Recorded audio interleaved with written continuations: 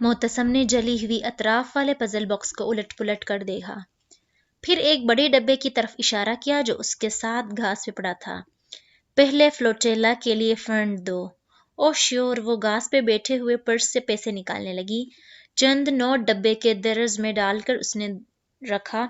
उस पे जली हरूफ में लिखा था, फ्रीडम फ्लोटेला 2010। वो मई 2010 था और उसी माह के आखिर तक फ्लोटेला ने गजा के लिए रवाना होना था। ये बात अब तक फलस्तीनी बहुत दफा दोहरा चुके थे। घास के आगे मसनूई झील दोपहर की किरणों से चमक रही थी। मोहतसम उसी चमकती धूप में बक्स पकड़े काफी देर तक उसे उलट पुलट करके देखता रहा। यकीन करो, मुझे कुछ समझ में नहीं आया, मगर इस होमर वाली पहेली को हल करना आसान होगा। ठहरो, कोशिश करते हैं। उसने जली लकड़ी पे सुनहरे हरूफ पढ़े। Marked on Homer's doubt, a stick with twin spouts. Homer फलसफी था ना, जिसके बारे में हेराक्लितस ने कहा था कि उसे दर्रे मारने जाने चाहिए। उसके कहने पे मुतसम ने सिर उठाकर खफगी से उसे देखा था। वो शाने उचका करे गई। यूनानी फलसफा वो आखिरी शे थी जो उसे दिलचस्प लगती थी, मगर शायद मेजर अहमद का हिसाब उल्टा था।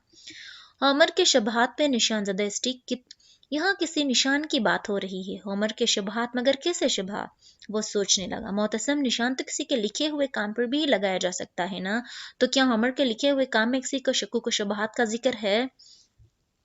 यह तो मुझे पता नहीं, मगर इसके अपने काम में जो हिस्सा बाद में आने वाले नाक़दीन को मशकूक लगता है, उसे मार्क जरूर किया गया है। कैसे मार्क किया गया है? वो चौंकी किसी खास निशान से। मुझे बस इतना मालूम है कि होमर के काम में मुशब्बा हिस्सा होता है, उस पे ऑब्लिक का निशान लगाकर मार्क किया जाता है। ऑब्लिस क्या होता है? तुम्हें ऑब्लिस का पता नहीं? ये होता है ऑब्लिस। उसने रजिस्टर के सफ़े पे एक सीधी लकीर खींची और इसके ऊपर और नीचे एक एक नुक्ता लगा दिया। ये तो तकसीम का सिंबल है। इस तरह का होना। इसने पजल बुक्स की स्लाइड ऊपर नीचे की, यहाँ तक कि पूरा लफ्ज़ ऑब्लिस लिख दिया गया। बक्स जामद रहा। ये सिर्फ पहली पहेली का जवाब है हया। हमें उन चारों के जवाब तलाश करके उनमें से मुश्तरक बात ढूंढनी है, उसने याद दिलाया।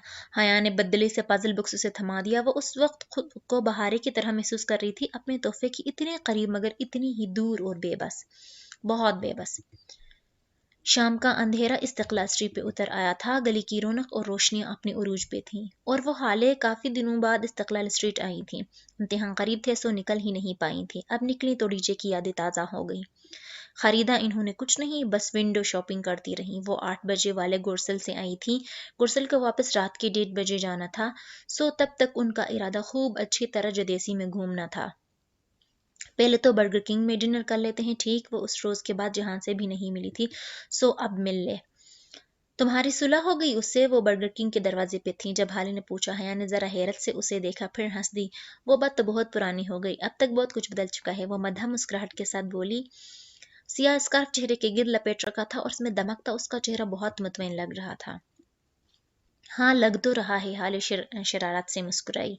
हया ने अपना दायां हाथ आगे किया। प्लेटिनियम रिंग रात की मसनूई रोशनियों में चमक रही थी।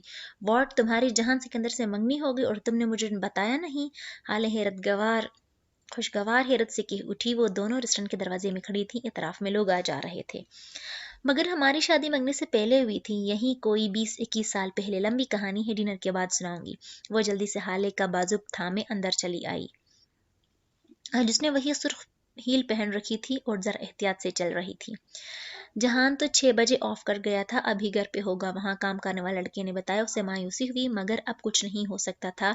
मुझे पूरी कहानी सुनाओ, तुमने इतनी बड़ी बात नहीं बताई। हाले पुरजोश थी और सारा किस्सा सुनने के लिए बेताब भी। चलो टैक्सन चलते हैं, वहीं बैठकर कहानी सुनाते हैं, वो हंसकर बोली। चंद कदम का फासला तो था, बातों में ही कट गया। वो स्क्वायर पे आई तो शाम में हुई बारिश से गीली सड़क अभी तक चमक रही थी। हया ने बेख्तियार अपने पाँव को देखा। यही टूटी थी मेरी हील। उसने धीरे से मुस्कुराते हुए अपनी मुरम्मत शुदा हील को देखा। लकड़ी की बहुत बारीक हील अब बिल्कुल ठीक लग रही थी। फिर कितना खार कराया था उसने उस दिन। सुर्ख हील, सुर्ख कोट, बरसती बारिशों से बहुत कुछ याद आया था। आओ पार्क में चलते हैं, हाले उसे बता रही थी, मगर वो उसी तरह खड़ी सर झुकाए अपनी हील को देख रही थी। लम्हे भर को उसके गिर्द चमकता स्क्वायर हवा में तहलील हो गया। सारी आवाजें बंद हो गईं। वो बिल्कुल साकत खड़ी अपनी हील देख रही थी। यहीं टूटी थी उसकी हील, यहीं। Snapped there a blooded pine. Blood यानी खून, मगर खून होता है सुर्ख। سرخ لکڑی کی heel split there some tears divine.